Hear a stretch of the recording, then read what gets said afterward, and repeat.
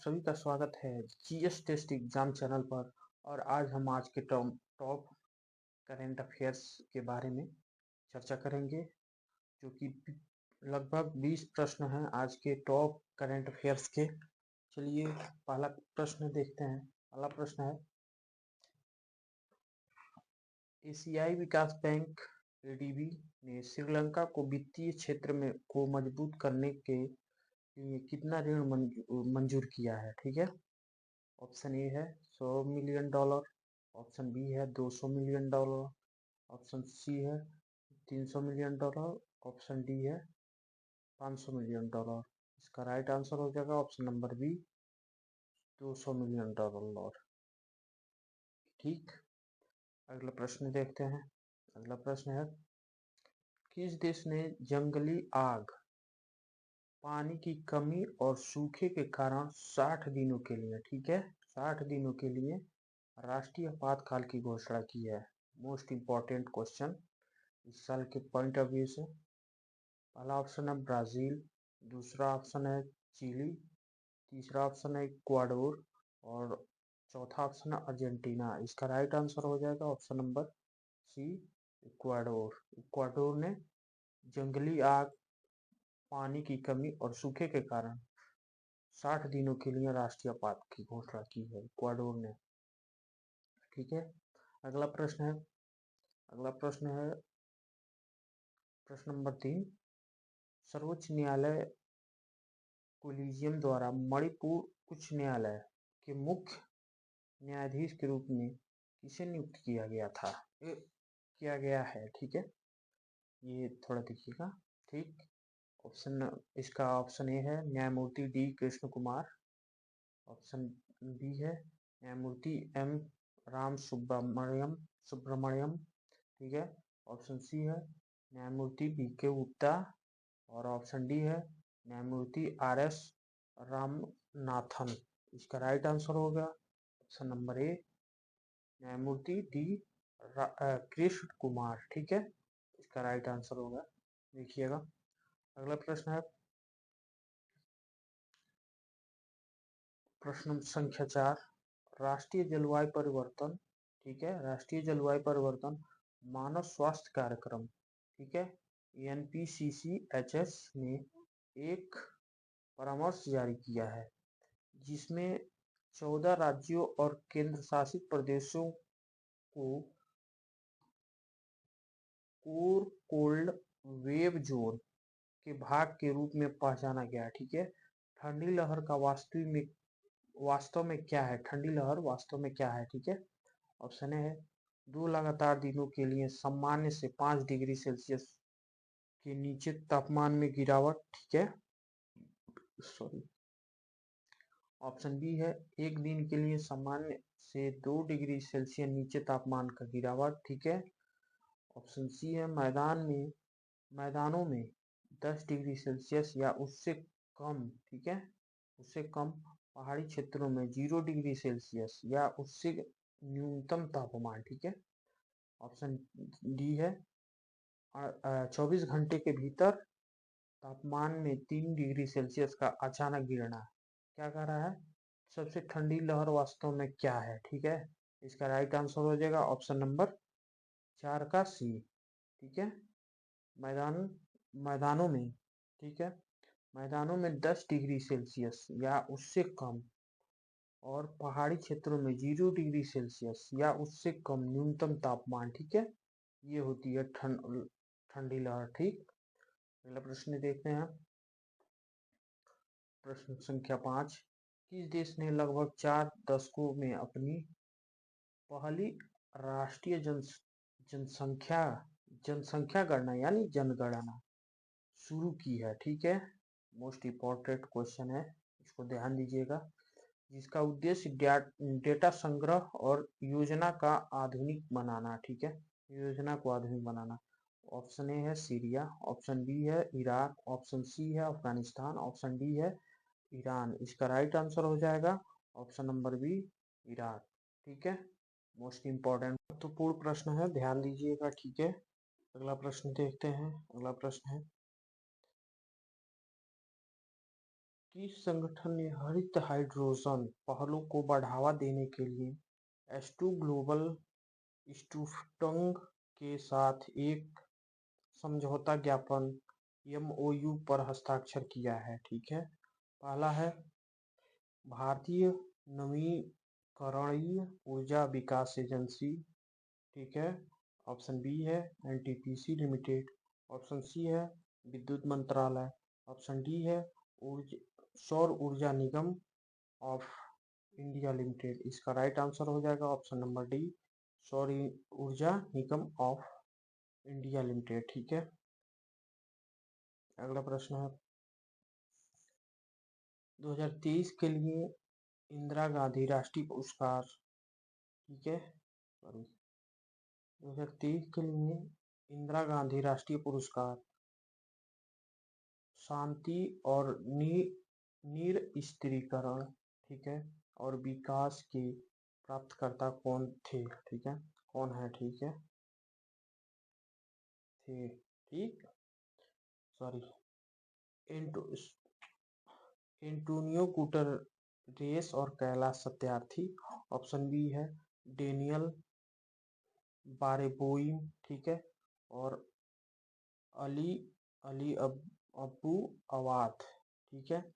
अगला प्रश्न है बान मीन की मून और निहोन हिंदाल्को, और ऑप्शन डी है अमर्त्य सेन और कोफी अन्नान, ठीक है। इसका right answer option number B हो जाएगा डेनियल बारबोइम और अली अबू अबवाद, ठीक है। अगला प्रश्न है अपनी प्रयुक्त मत्स्य संसाधनों का पता लगाने की पहल के हिस्से के रूप में केंद्र का लक्ष्य किस केंद्र शासित प्रदेश और राज्य को टूना निर्यात का केंद्र बनाना है? ठीक है, ऑप्शन ए है लक्षद्वीप। ऑप्शन बी है पुडुचेरी।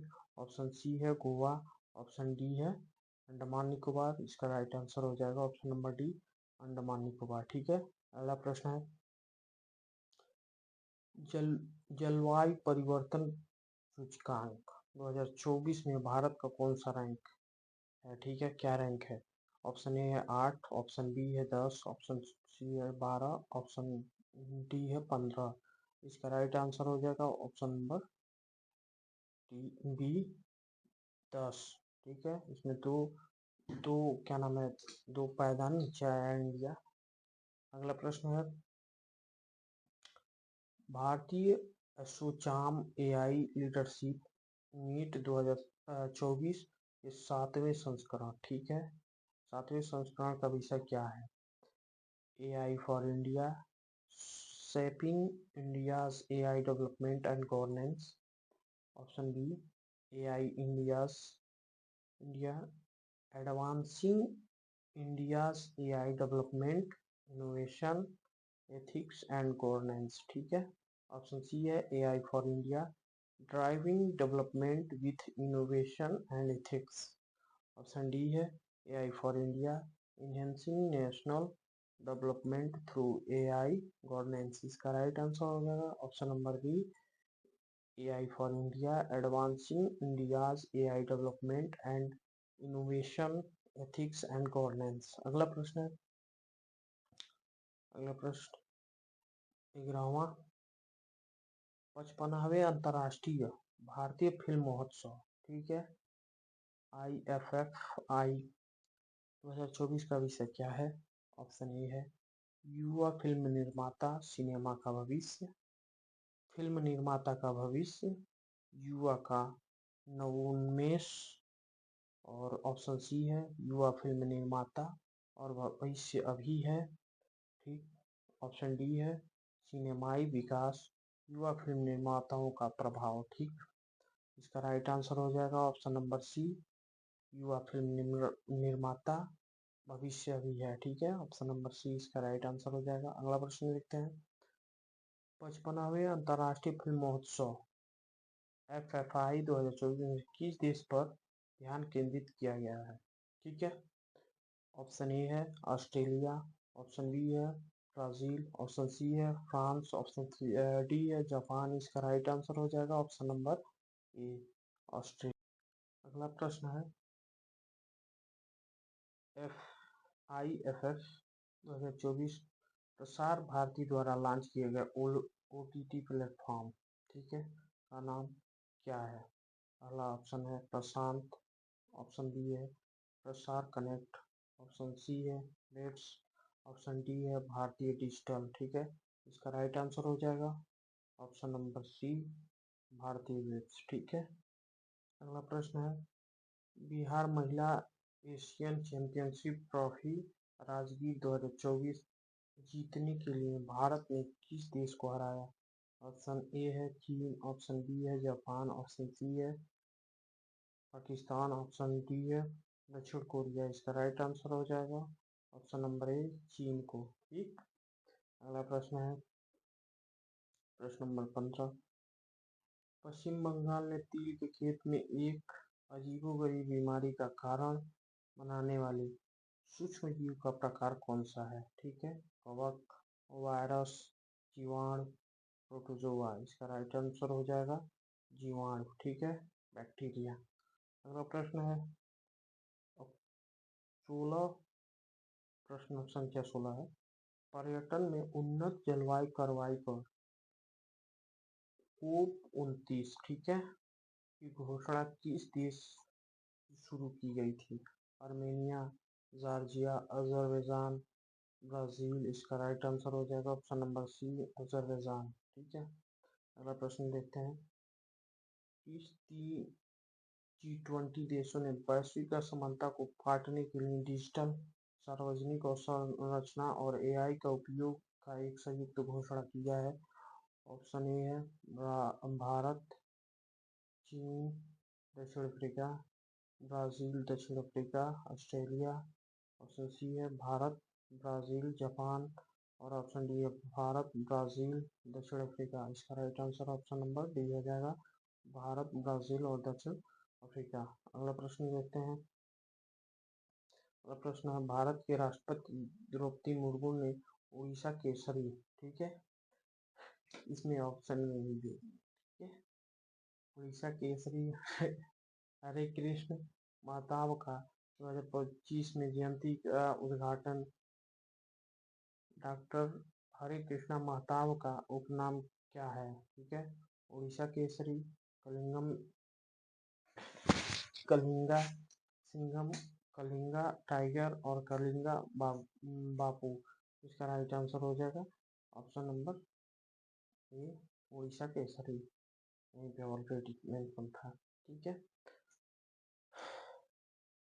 19 नवंबर 2024 को मिजोरम के नए मुख्य सचिव, ठीक है, नए मुख्य सचिव इसे नियुक्त किया गया है। ऑप्शन ए है एच लालेंगमाविया, ऑप्शन बी है कीली चंद्रमौली, ऑप्शन सी है आर सारथन कुमार, ऑप्शन डी है खिल्ली राम मीणा। इसका राइट आंसर हो जाएगा ऑप्शन नंबर डी, खिल्ली राम मीणा। ठीक है, अगला प्रश्न देखते हैं और सीरीज का लास्ट प्रश्न है 2025 में पहले खो खो विश्व कप की मेजबानी कौन सा देश करेगा? ठीक है, ऑप्शन ए है भारत, ऑप्शन बी है नेपाल, ऑप्शन सी है अफगानिस्तान, ऑप्शन डी है श्रीलंका। इसका राइट आंसर हो जाएगा ऑप्शन नंबर ए, भारत। आशा करता हूँ आप सभी को ये क्वेश्चन पसंद आए होंगे आज के, और अगर पसंद आए होंगे तो अपने दोस्तों को भी शेयर करिए और वीडियो को लाइक करिए और चैनल को सब्सक्राइब करिए। मिलते हैं अगले वीडियो में, तब तक के लिए जय हिंद, जय भारत, नमस्कार।